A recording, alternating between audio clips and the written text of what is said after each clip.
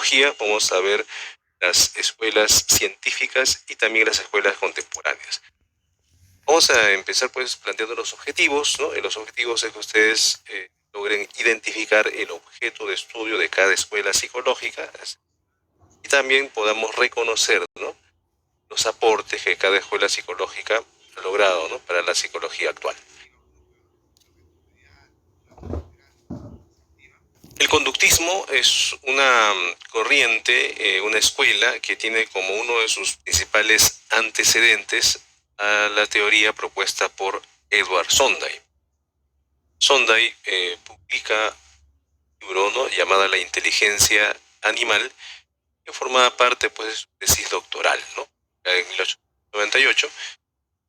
Él tenía el propósito de determinar que la psicología de su época sobreestimaba la inteligencia animal.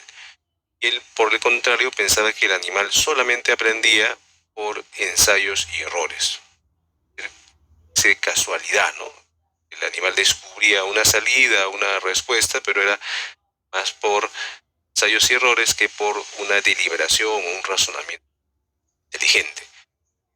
Para tal efecto, él utilizó un animalito para sus experimentos que fueron gatos, ¿no? Gatos que habían sido sometidos pues a una dieta de agua solamente, no le habían dado de comer. El gato tenía mucha hambre y ese gato era introducido en una caja que tenía un mecanismo especial, ¿no?, que si se pisaba un pedal se abría una puerta. Y el gato, no habría forma de que el gato sepa ese mecanismo, por lo tanto el gato, ¿no?, tenía hambre y quería salir, y sobre todo para impulsar más esa conducta de salir de esa caja, colocaban comida fuera de la caja. Entonces el gato estaba más desesperado por querer salir. Y ese gato entonces iba a realizar conductas al azar, ¿no? Iba a treparse, iba a morder las cuerdas, iba a hacer una serie de conductas al azar. Hasta que de manera casual pisaba un pedal que abría la puerta y salía a comer. El gato era introducido en la caja nuevamente. Cuando pasaban las horas, el gato tenía hambre, nuevamente colocaban comida fuera de la caja, y el gato iba a hacer conductas al azar, ¿no?, casuales, aleatorias, hasta que pisaba el pedal y iba a salir. Lo que se descubrió entonces fue que el gatito, a medida que avanzaba, ¿no?, los experimentos, los ensayos, la cantidad de conductas erróneas comenzó a disminuir, comenzó a fortalecerse la conducta acertada, la conducta de pisar el pedal para poder salir. Entonces, lo que descubrió en todo caso, o explicó de esta manera Sondheim, es que el gatito aprendía por ensayo y error. Por lo tanto, con eso demostraba que en el gatito no había pues una inteligencia que le permitiese deducir los mecanismos de los cuales tenía ese pedal, esa polea que estaba atada a la puerta para poder descubrir, ¿no?, y entender cómo salir. Y no simplemente era una conducta al azar, que se había fortalecido por efecto de la práctica y las consecuencias positivas, ¿no?, que era el recibir la comida luego que salía.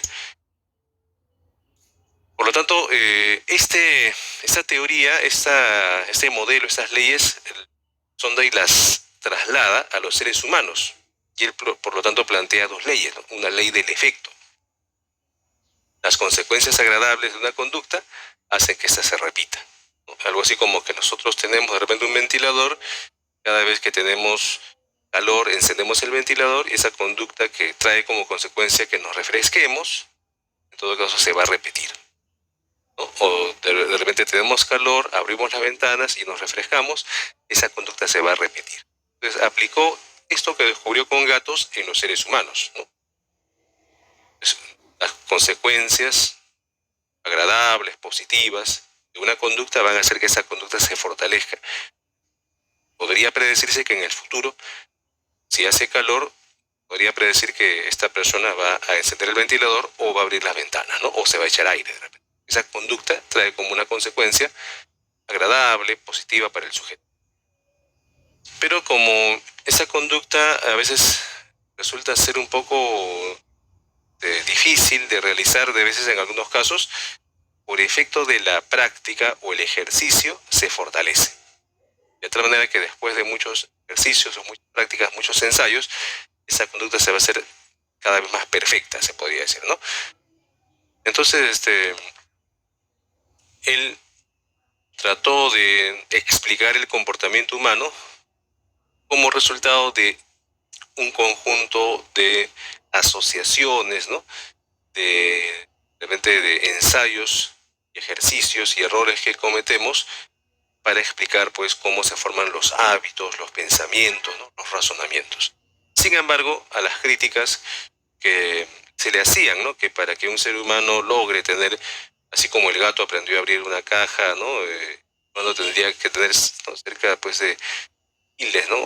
De asociaciones, de conexiones, de 100.000 conexiones para poder realizar una conducta acertada, lo cual no siempre ocurre así en el ser humano, ¿no? Porque el ser humano puede anticiparse a los hechos, puede razonar. Sin embargo, aún con esas críticas, ¿no? Sondai pues mantuvo su teoría que permitía explicar cómo se comportaba el ser humano. Y esta teoría de Sondai era puramente conductual, ¿no? No hacía ninguna referencia a la parte fisiológica, orgánica del objeto, de las personas, de los gatos, ¿no? Simplemente estudiaba la parte del comportamiento, mas no buscaba encontrar alguna relación con la parte interna, la parte biológica, la parte fisiológica.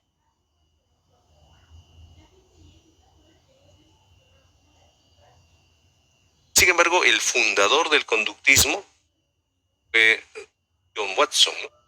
John Watson se doctoró pues en la Universidad de Chicago con estudio, ¿no? Fundamentado pues acerca de la, ¿no?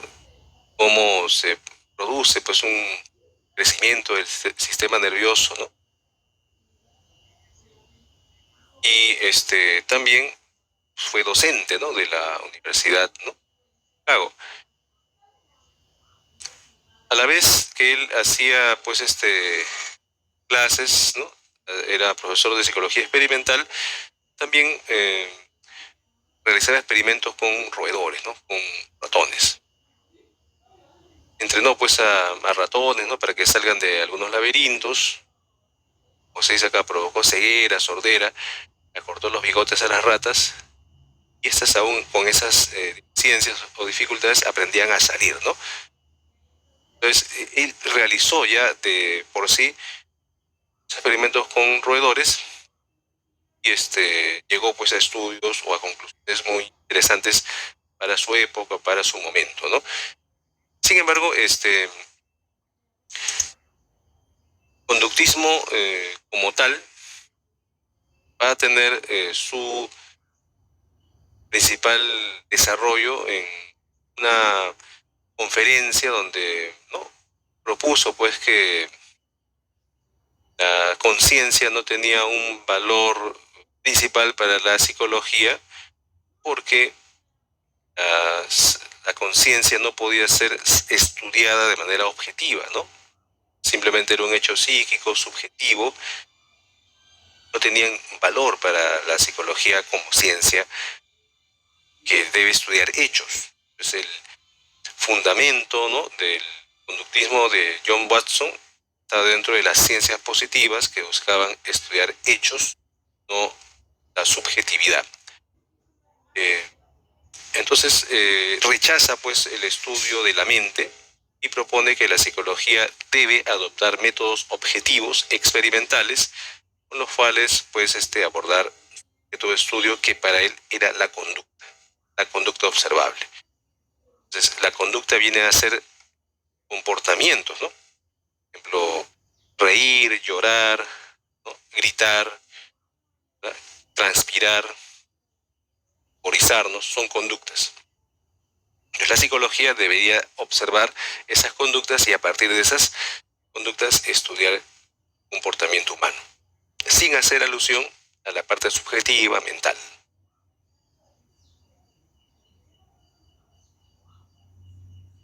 Bien, entonces vamos a reconocer el principal representante del conductismo fue John Watson. En 1916 empezó a investigar, digamos, su modelo, su propuesta con niños, ¿no? Se produce acá el famoso caso del niño Alberto, al cual pues se le condiciona para que adquiera una fobia, ¿no? A unos conejos, a unos ratones, ¿no? Ratones blancos. Fue un experimento, ¿no? Una experiencia cuestionable, ¿no? Desde el punto de vista ético, pero que trataba de aplicar el condicionamiento clásico descubierto por Pavlov en seres humanos. El objeto de estudio, por lo tanto, de la psicología según el conductismo es la conducta tanto de humanos y animales, y no establece una línea divisoria entre el comportamiento humano y el comportamiento animal, en la medida que sostiene que las mismas leyes que explican el comportamiento humano también explicarían el comportamiento animal. Entonces, ese fue uno de los principales aportes, ¿no?, del conductismo de John Watson, en el sentido de consideraba que todos los seres humanos eran iguales, ¿no?, en función pues a la condición de poder aprender, ¿no?, a las leyes que hacían iguales a todos los seres humanos. No había distinción de raza, de cultura, ¿no?, de etnia, para hacer referencia pues a que algunos fueran más capaces que otros. Es un poco el aporte también que hace Watson a la psicología, ¿no?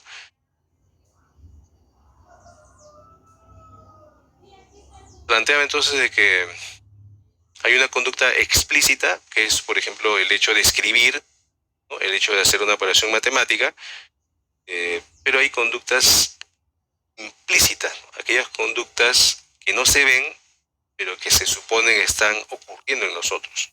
Por ejemplo, él consideraba que el pensamiento, si bien es cierto yo no puedo ver qué estás pensando, diría él, pero él suponía que cuando pensamos hay algún movimiento de alguna parte del cuerpo, glándulas, músculos, ¿no? Y él sospechaba, por ejemplo, de que cuando pensamos se están moviendo nuestras cuerdas vocales como si estuviésemos hablando para nosotros mismos. Y él trató de demostrar eso, nunca lo demostró, pero esa era la hipótesis, ¿no?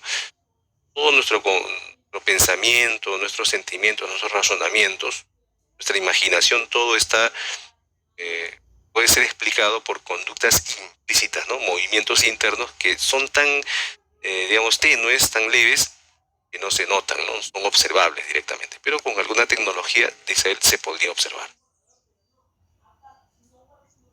El método que utilizó fue un método eminentemente experimental, ¿no? Adoptó el método elaborado por Ivan Pavlov, que era el condicionamiento clásico, y con este condicionamiento clásico trató o buscó explicar, ¿no?, el comportamiento de los seres humanos también, ¿no? Y los aportes del conductismo a la psicología es haber propuesto un modelo explicativo del aprendizaje, tanto pues de humanos como animales, ¿no? También afianzó, ¿no?, el de la metodología experimental en la ciencia psicológica, de un modo muy parecido a lo que hacen las ciencias naturales.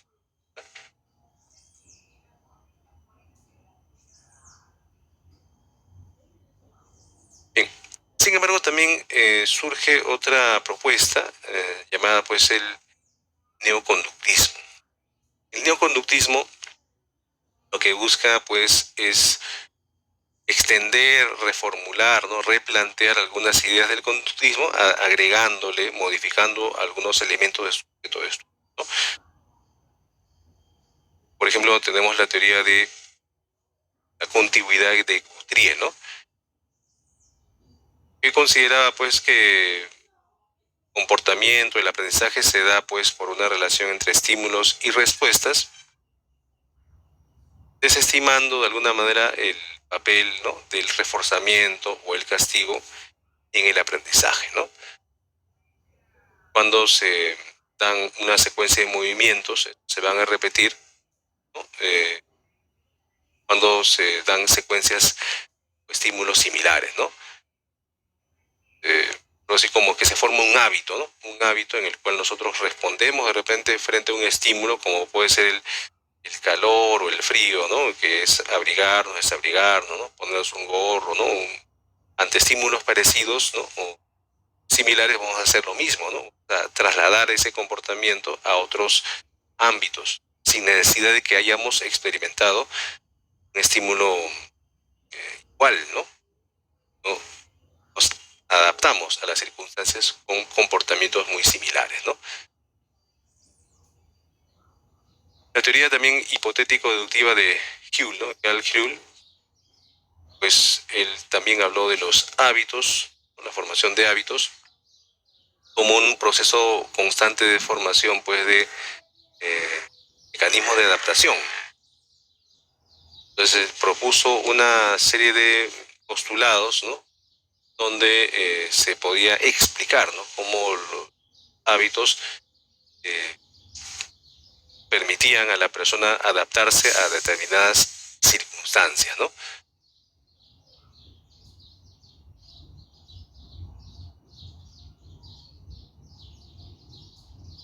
Goldman es otro neoconductista que introduce una variable muy importante, a diferencia de Watson, una variable subjetiva, ¿no? Una especie de intención, de propósito en el comportamiento animal. Se observa que los animalitos actuarían como si estarían orientados a objetivos. Entonces, él considera que en los animales se van formando una especie de mapas cognitivos que le permiten realizar acciones orientadas hacia objetivos. Un ejemplo podría ser el caso, ¿no? De un animalito, por ejemplo, que ha sido llevado a un lugar muy lejano, caminando o en bicicleta o en un auto. El animalito, a pesar pues de que no es consciente, ¿no? De las rutas, de los caminos, quizá el mismo movimiento de lo que ve y lo que observa, después de un tiempo puede regresar a la casa de origen, ¿no? Como ese animalito memorizó toda la ruta, ¿no? Si es difícil, no puede ser por el olfato porque no ha caminado, ¿no? Toda esa ruta. Entonces, sería una explicación de cómo este animalito tiene, pues, mapas tales, mapas cognitivos, ¿no? Bueno, en los laberintos, ¿no? Llegó a demostrar que cuando se le cambiaba la ruta, ¿no? De este escape de un laberinto, los ratoncitos usaban atajos, ¿no? Como si supiesen, ¿no? Efectivamente que el objetivo está orientado hacia un lugar espacialmente, así como que en su mente tuviesen un esquema espacial, un mapa de todo el camino, ¿no? También habló del aprendizaje latente, ¿no? Es decir, nosotros, ¿no? O los animalitos también, sin querer estamos transitando por muchos lugares de manera inconsciente, de manera, ¿no? voluntaria, almacenamos información que después la podemos hacer útil, ¿no? Caso Tolman. Bueno, y el máximo representante del neoconductismo fue Skinner. Skinner plantea pues el modelo del condicionamiento operante inspirado en los principios que había planteado Sondheim, ¿no? De el ensayo y el error. El conductismo de Skinner pues pone que el comportamiento, ¿no? de los organismos tiene pues un papel protagónico para que después de realizar una conducta, un comportamiento, pues reciban una consecuencia que va a hacer que este comportamiento se fortalezca o se debilite. Entonces, cuando nosotros, por ejemplo, realizamos una conducta de usar un cargador, ¿no? Que lo ponemos la corriente y lo vamos al celular, y si carga rápido el celular, ese cargador lo vamos a volver a utilizar, ¿no? Pero ¿qué pasa si utilizamos un cargador que al cabo de una hora no carga ni 20%, ¿no? Posiblemente si lo usamos frecuentemente va a llegar un momento en el cual decimos, no, mejor ya no lo uso, ¿no? Se disminuye esa, ¿no? conducta de usar un cargador que no completa la carga pues en el tiempo estimado, ¿no? Y comenzamos a utilizar otro cargador que sí, ¿no?, carga en mayor velocidad, ¿no? En este caso sería un ejemplo pues de cómo el comportamiento se ve fortalecido o debilitado por las consecuencias, ¿no? Se habló del reforzamiento positivo, ¿no?, reforzamiento negativo, y en base a esto él desarrolló programas de reforzamiento para incrementar, para mantener conductas, ¿no? Como se puede leer en el texto que se plantea, él desarrolló programas de reforzamiento, incluso enseñó pues ¿no?, a las palomas a jugar ping pong, por ejemplo, ¿no?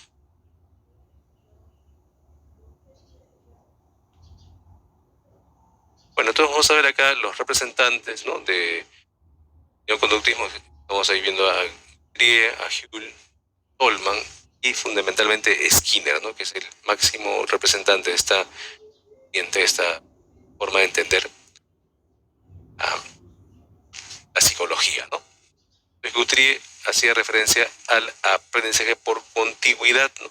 Entonces, ante situaciones similares, ¿no?, tenemos la tendencia de actuar de una manera parecida, ¿no? Ante situaciones de, ¿no?, de calor, ¿no?, tendemos nosotros a usar de repente por contigüidad conductas muy similares a las que ya habíamos utilizado antes, ¿no?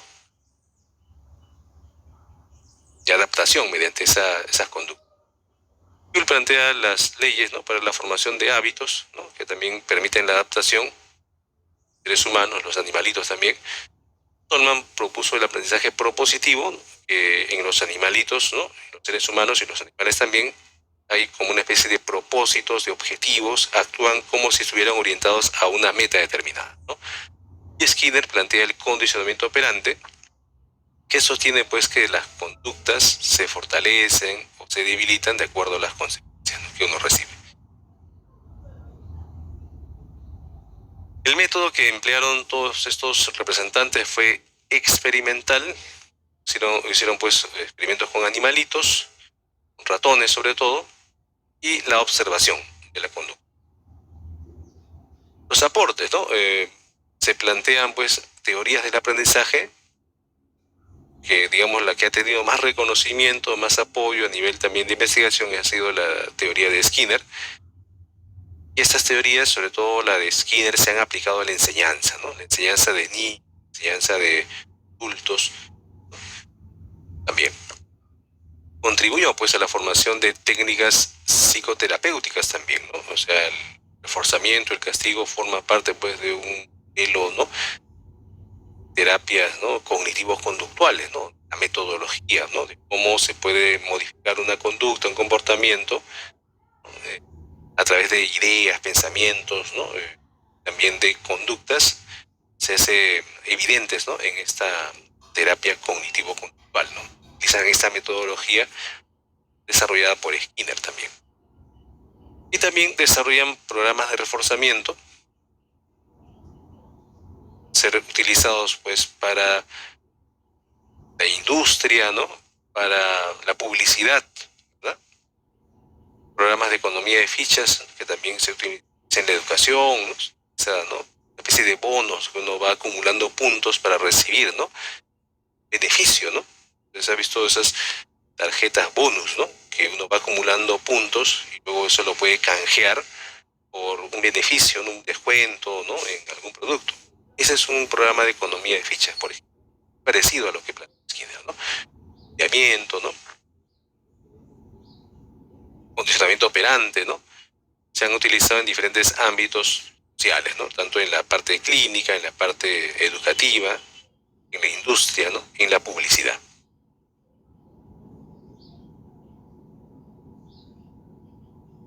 Bien, el otro lado del conductismo, el lado opuesto al conductismo, es justamente el, el cognitivismo. Es una corriente que valora el aspecto, digamos, objetivo, mental, ¿no? Todo lo que rechazaba el conductismo lo revalora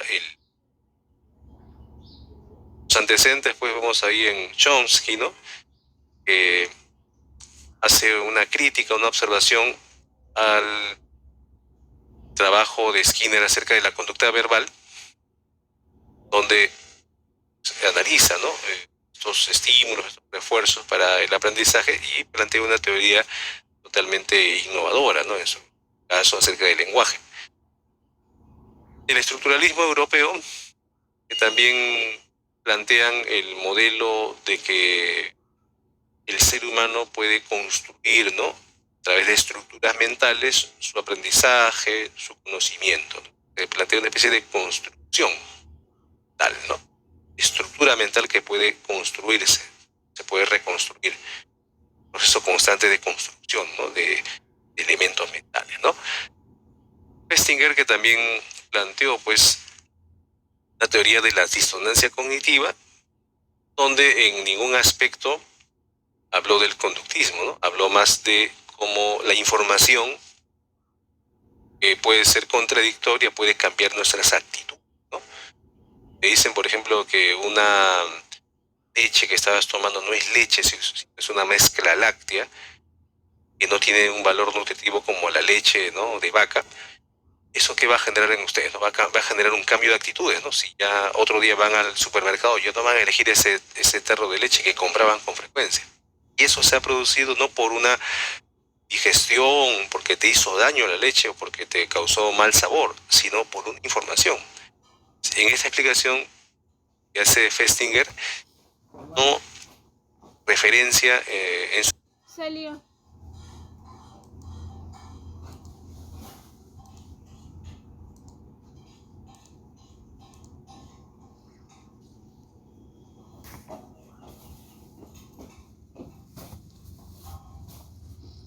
Tenía un tacho grande, pero de mujer lo pone, digamos, como.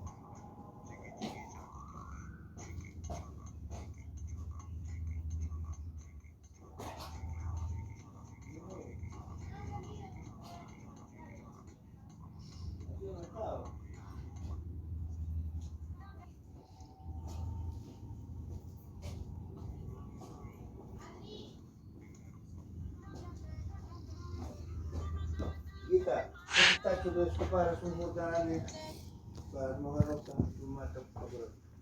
Ah, ya, ahorita voy para ti.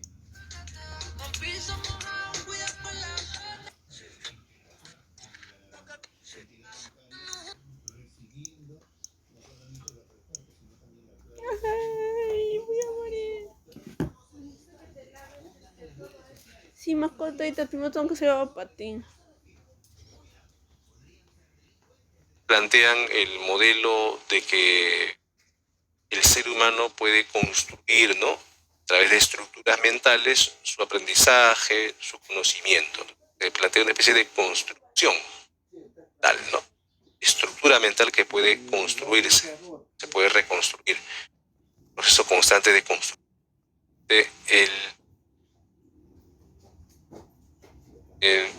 El cognitivismo es una corriente que valora el aspecto, digamos, objetivo, mental, ¿no?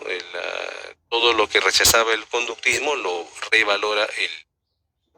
Los antecedentes, pues vemos ahí en Chomsky, ¿no?, que hace una crítica, una observación al trabajo de Skinner acerca de la conducta verbal, donde se analiza, ¿no?, estos estímulos, estos refuerzos para el aprendizaje y plantea una teoría totalmente innovadora, ¿no?, en su caso acerca del lenguaje.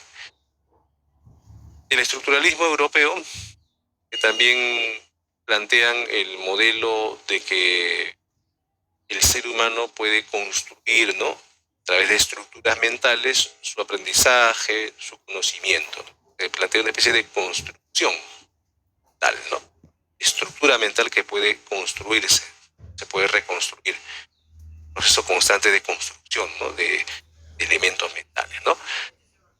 Festinger, que también planteó, pues, la teoría de la disonancia cognitiva, donde en ningún aspecto habló del conductismo, ¿no? Habló más de cómo la información puede ser contradictoria, puede cambiar nuestras actitudes, ¿no? te dicen, por ejemplo, que una leche que estabas tomando no es leche, es una mezcla láctea, que no tiene un valor nutritivo como la leche, ¿no?, de vaca. ¿Eso qué va a generar en ustedes? ¿No? Va a generar un cambio de actitudes, ¿no? Si ya otro día van al supermercado, ya no van a elegir ese tarro de leche que compraban con frecuencia. Y eso se ha producido no por una digestión, porque te hizo daño la leche o porque te causó mal sabor, sino por una información. En esta explicación que hace Festinger, no referencia en su explicación al conductismo. Y el conductismo en esta época era una corriente predominante en la psicología. Entonces, no plantear el conductismo era como pues rechazarlo, ¿no? Y Brunner también estudia la formación de conceptos sin hacer alusión pues al conductismo, al estímulo, al refuerzo, sino básicamente en base pues a una idea de que nosotros vamos construyendo, ¿no?, conceptos a través de asociaciones, a través de relaciones que establecemos mentalmente, sin aludir pues al conductismo. Watson de Skinner. Entonces son los antecedentes, ¿no? El auge pues de la psicología cognitiva surge pues con conceptos como la retroalimentación, ¿no? Como algunos aparatos, ¿no?, como el termostato, por ejemplo, pueden regular o autorregularse, ¿no? La idea del termostato en una plancha, por ejemplo, que usted la pone a una temperatura determinada y cuando llega a esa temperatura se abre el circuito para que no siga, ¿no?, calentándose. Cuando baja la temperatura se cierra nuevamente para calentarse. Ahí, a pesar de que esto no es un aparato inteligente, ya hay una retroalimentación, ¿no?, autorregulación. Pues ese fue un elemento, ¿no?, el termostato o los aparatos autorregulables, algo fundamental que de alguna manera contradecía pues al conductista, ¿no? Concepto pues de información, ¿no? Como se habla del termostato, pues con la mente humana, que también es un dispositivo que tiene la capacidad de autorregularse, necesariamente sin necesidad pues de apelar a estímulos o premios o castigos, ¿no? Y también la computadora, ¿no?, inventada por Turing, ¿no?, contribuyó pues al desarrollo de las computadoras, los ordenadores, ¿no?, de propósito general, ¿no?, para realizar operaciones útiles, ¿no?, para las personas.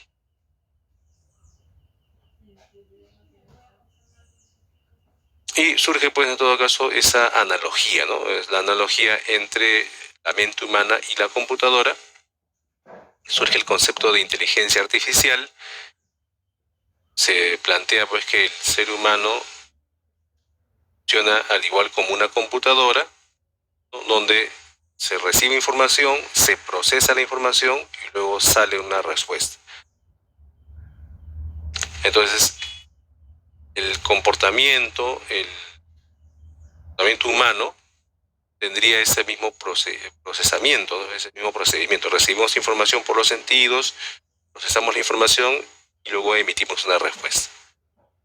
Entonces, esto estaba en colisión, en contradicción con lo que planteaba el conductismo, ¿no?, de que los seres humanos recibíamos estímulos y hemos conductas sin necesidad pues, de que haya una mente o procesamiento interno, ¿no?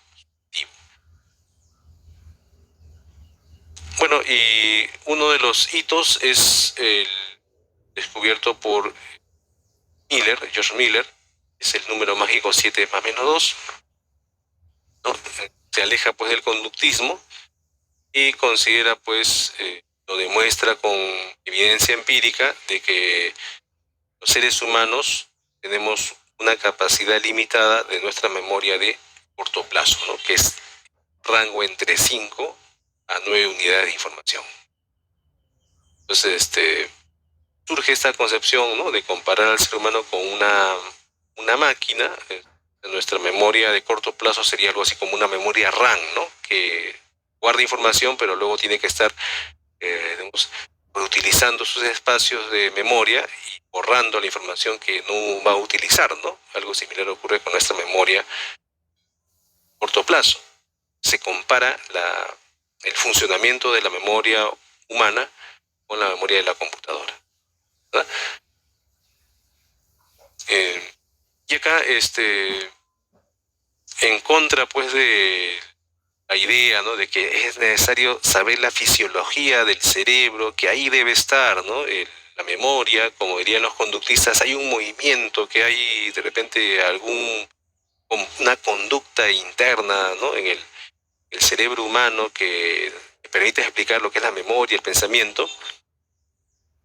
Turing propuso, ¿no?, que lo que interesa del computador es el programa, ¿no?, el programa, o sea, la lógica interna que se ha introducido mediante el teclado, mediante, ¿no?, la programación de, ¿no?, de un ser humano, y no tanto su arquitectura, ¿no?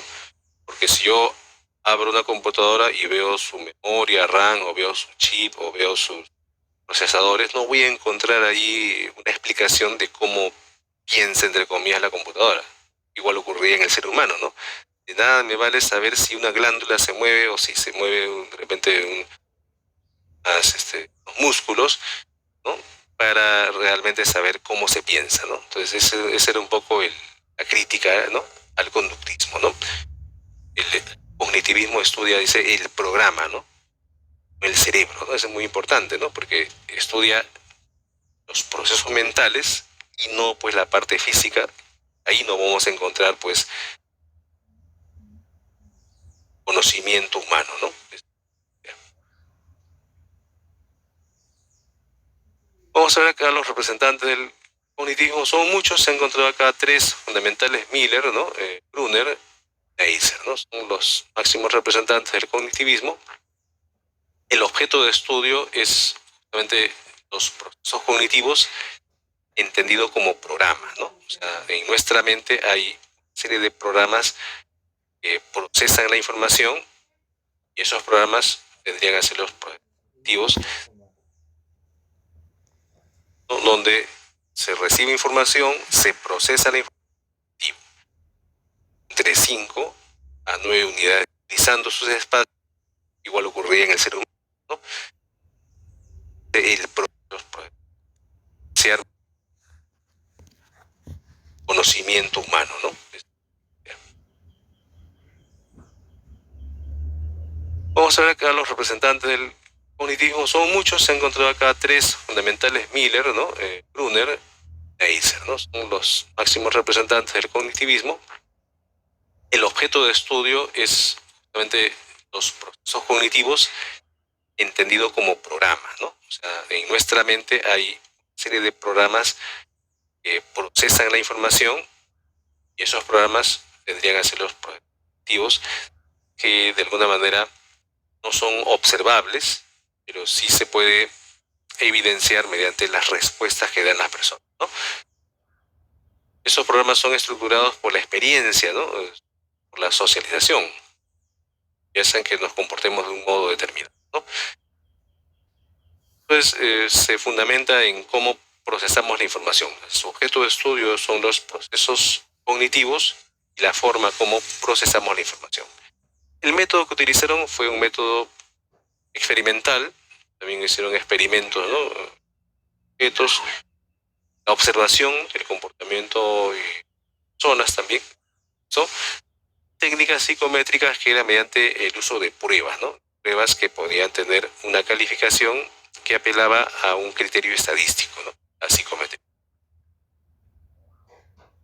Los aportes importantes del cognitivismo fue el estudio de procesos cognitivos como sensación, percepción, memoria, pensamiento, que se iniciaron, ¿no?, con esos psicólogos cognitivos en aras, pues, de conocer cómo conoce el ser humano, cómo es la inteligencia humana, ¿no?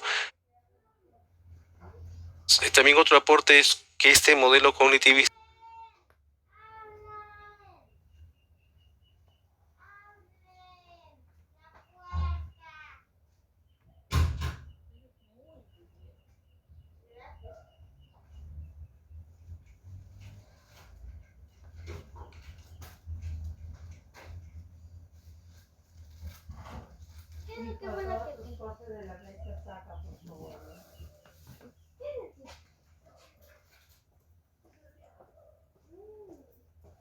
Viene novias. ¿Tiene tu lavatorio lado para lavar ropa? Tu lavatorio lado tenías. Presta, ve.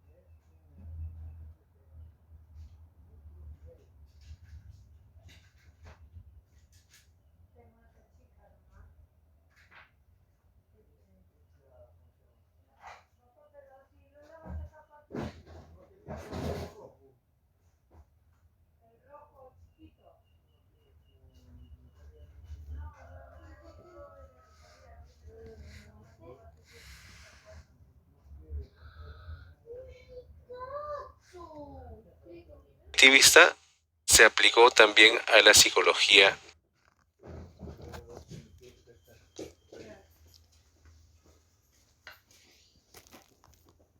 María guarda todos sus juguetes que están sobre la mesa, ya dijo.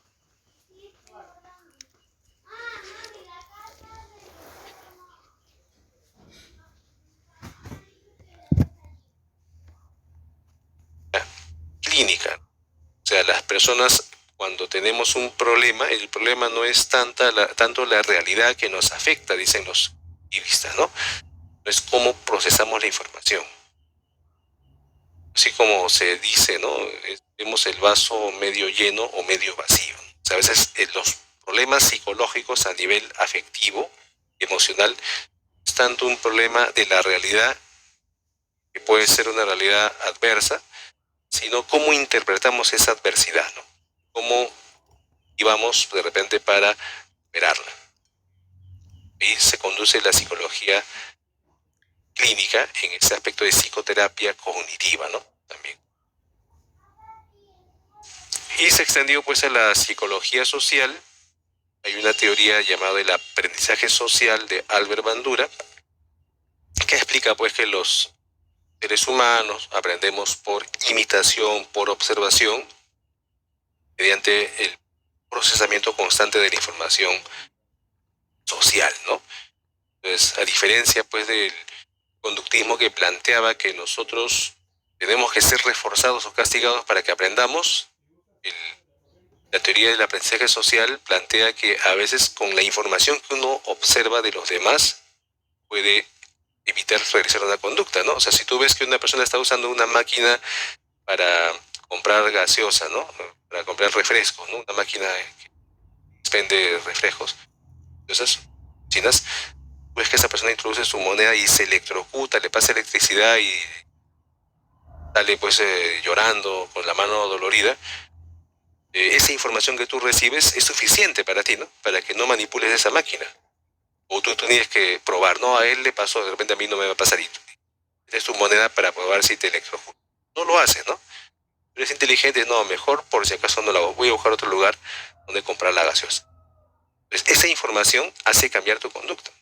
Y no necesariamente el hecho de que tú hayas recibido la descarga eléctrica. Entonces, ahí se hablaría de un aprendizaje social que apela pues a la información, al procesamiento de la información. Y también se extiende la psicología evolutiva, ¿no? Para entender cómo se desarrolla la inteligencia, por ejemplo. Piaget, ¿no? Por ejemplo, ¿no? Cómo se desarrolla la inteligencia a través de la construcción de esquemas mentales, ¿no? En desarrollo. El humanismo es otra corriente norteamericana que surge como resultado de la crisis pues, de la Segunda Guerra Mundial, de la crisis económica, de la crisis social, de la Guerra Fría,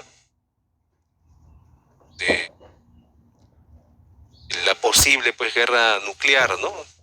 Que hace pues que las personas se vivan en un mundo pesimista, en un mundo en el cual podía acabarse la vida humana, ¿no? O ya entrar en crisis subsistencia de los seres humanos, esta causa, ¿no? Entonces se plantea el humanismo como una teoría que busca recuperar, ¿no? Recuperar la identidad, ¿no? Recuperar, se puede decir, el optimismo, y se le encarga pues a Maslow, por ejemplo, para que desarrolle, ¿no?, una propuesta diferente para entender al ser humano, el humanismo. Es una alternativa pues a posturas deterministas y mecanicistas, ¿no? Se habla de posturas deterministas, por ejemplo, al psicoanálisis, ¿no?, que plantea que los seres humanos estamos determinados por los instintos. Tenemos instintos ópticos, tanáticos, que hacen que nuestra conducta, nuestro comportamiento se oriente hacia una forma de actuación. Y también estamos determinados por la experiencia del pasado, ¿no? Somos niños, somos infantes que hemos sufrido, hemos padecido de algún tipo de maltrato. En el futuro vamos a ser personas con algún problema, ¿no? Entonces, el psicoanálisis tiene una postura determinista en ese sentido. Y las posturas mecanicistas son las del conductismo, ¿no? Que el ser humano simplemente es un ser condicionado por los estímulos del entorno. Por lo tanto, mi conducta no es tan libre, tan independiente como yo la creo, diría el conductismo. Es una conducta que está siendo gobernada por estímulos, por respuestas que yo voy a emitir.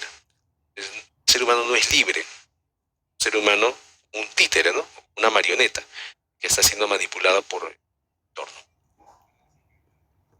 Entonces ellos plantean que no es así, ¿no? Ellos plantean una concepción en la cual el ser humano es libre, es capaz de desarrollar todo su potencial. Rechazan pues las explicaciones conductistas, mecanicistas. Valoran la libertad, ¿no? Toda persona es libre y responsable de su propio destino y de las decisiones que tome en su vida. Todos tenemos un potencial que podemos desarrollar al máximo. Entonces plantean la importancia de darle al ser humano la oportunidad, ¿no?, de desarrollar su máximo potencial. En la psicoterapia, en el tratamiento, en la forma de percibir a los seres humanos se desarrolla esta concepción, ¿verdad? Entonces los representantes son Maslow, Roger, Eno, Fritz Perls también. Plantean pues como objeto de estudio a la persona como un todo. Ellos plantean que al ser humano no lo puedes dividir en conciencia o inconsciente o en conducta, ¿verdad? Operante tampoco, ¿no? Él dice que el ser humano es una totalidad. Por lo tanto, es más que la suma de elementos. El ser humano es un ser que tiene conciencia, que vive, que está relacionado con los demás, ¿no? Tiene la capacidad de elegir, de decidir y de modificar su situación vital. No es un ente pasivo, ¿no?, que va a estar siempre sometido a las demandas de un entorno que lo controla. Por lo tanto, tiene intención, tiene metas, tiene valores que forman parte de su identidad, o la idea de él. Que tú estudia al ser humano como un todo, en realidad. Por lo tanto, ellos van a rechazar los métodos que tratan de reducir al ser humano a un animal de laboratorio. No están de acuerdo pues que el ser humano se le estudie bajo las mismas leyes que se estudia al animal, al perro, al gato, ¿no? El ser humano tiene toda una biografía, ¿no? Por lo tanto, algo muy importante que introduce el humanismo es saber cuál es tu biografía, ¿no? Estudiaste, cuáles fueron tus preocupaciones, ¿no? Ver cuál ha sido tu historia, ¿no? No como una historia de acontecimientos y hechos que han pasado, sino cómo has experimentado cada situación, ¿no? También planteó el estudio del caso único. Ellos planteaban que estudiando solamente una persona se puede extraer, ¿no?, una especie de conocimiento que pueda ayudar a los demás, ¿no? Caso único, pues es válido, ¿no? La forma de conocer a la humanidad, al ser humano, ¿no? Y también el análisis del producto hace referencia, pues, a investigar lo que hacemos, ¿no? Lo que hacemos, a qué nos dedicamos, cómo hacemos, cómo trabajamos, ¿no? Ese es el producto de las cosas, ¿no?, que realizamos de manera constante, cotidiana. También como un método antropológico, ¿no? A hacer lo que producimos, ¿no? Constante, ¿no? Y es a veces de lo que menos se habla en una psicología de tipo psicoanalística o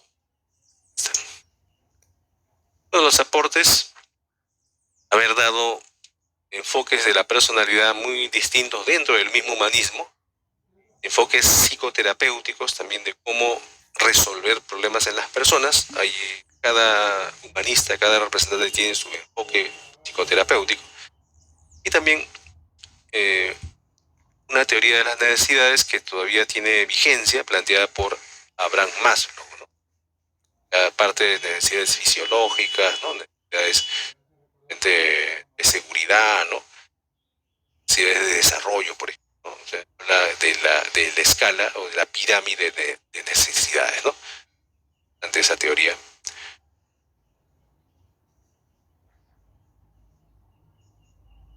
Bueno, acá tenemos la bibliografía, ¿no?, fundamentalmente de los textos que se han utilizado y que todos están en línea, que ustedes pueden encontrar, ¿no?, e investigar datos adicionales, ¿no?